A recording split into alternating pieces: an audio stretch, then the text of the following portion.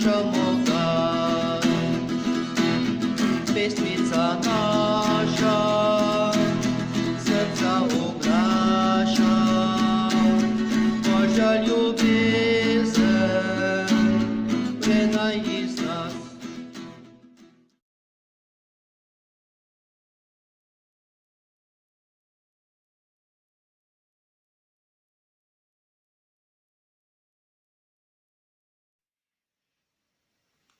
V imenu Očeta in Sina in Svetega Duha. Amen. Pozdravljeni, dragi otroci in vsi ostali, ki nas spremljate. Danes je že 26. dan šmarničnega branja. Včeraj smo slišali odgovor na vprašanje, ali rane lahko dišijo. Ja, in Serafinček nam je odgovoril na to vprašanje, ko nam je predstavil kapucinskega patra svetega Pija. Sveti Pij je na svojem telesu nosil stigme oziroma Kristusove rane, ki so bile posledica žebljev in sulice, ko ga je vojak prebodel. Teh ran ni mogel pozdraviti nihče, nobeden zdravnik, in včasih se je z njih širil prijeten vonj. Pater Pij je veliko spovedoval in še več molil, zato je bil vreden nositi ta znamenja na telesu. Če niste sledili včerajšnji zgodbici o Patru Piju, si jo še lahko vedno pogledate. Naslov današnje zgodbe pa je Trgovec z nebeškimi cenami. Obstaja poklic, za katerega sem prepričana, da nima nobenega predstavnika med svetniki, je zatrdila Tamara. Res? Se je začudil Serafinček. Kateri poklic pa imaš v mislih? Trgovec. Trgovcem gre v prvi vrsti samo za denar. Živijo od marž in uporabljajo razne prevare, da ljudem potegnejo čim več denarja iz žepa. To se najlepše vidi pred prazniki. Vsaj mesec dni pred Božičem, na primer, že oglašujejo razne akcije in ljudi vabijo v trgovine. Tamara ima prav, je pokimala Manca. Prav gotovo med svetniki ni nobenega trgovca. Ali se morda motim? Motiš se, je smehljaje odgovoril Serafinček. Kaj? Da je tudi trgovec lahko v nebesih, se je začudil tudi Peter. Seveda so tudi trgovci v nebesih. Eden izmed teh ima zelo pomenljivo ime. Ime mu je Homo Bonus. Čudno ime, je pripomnila Tamara. Res čudno. V resnici je ime povsem na mestu, je dejal Serafinček. Homo Bonus v prevodu pomeni dober človek. Ko se je rodil, mu je oče dal takšno ime, ker je hotel, da bi njegov sin odrastel v dobrega človeka. Ko je po svojih starših prevzel trgovino, je dokazal, da se je očetovo upanje izpolnilo in je zares odrasel v dobrega človeka. Ja, ampak to se je verjetno dogajalo pred vsaj 1000 leti, je rekel Peter. Ne ravno pred 1000 leti. Pred 800 leti se je rodil v Italiji. Doma se je naučil pisati in računati. Ko je odrasel, je razumel, da je trgovski poklic plemenit, če trgovca ne žene zgolj slabo dobičko.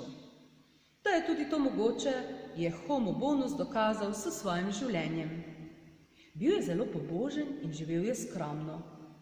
Celo oblačil se je skromno.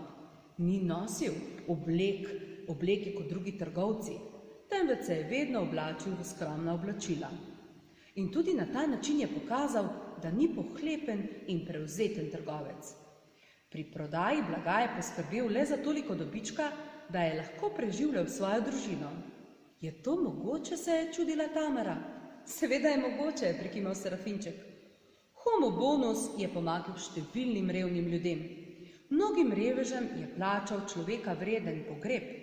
Bogate ljudi je prepričeval, da so odpirali bolnišnice in sirotišnice.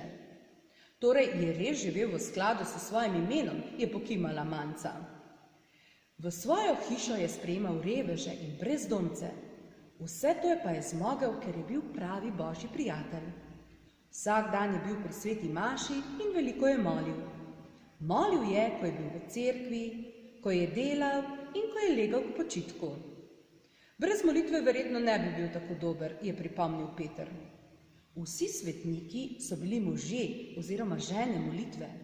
Pogovor z Bogom je bil zanje vir moči in spoznanja, se je strinjal Serafinček.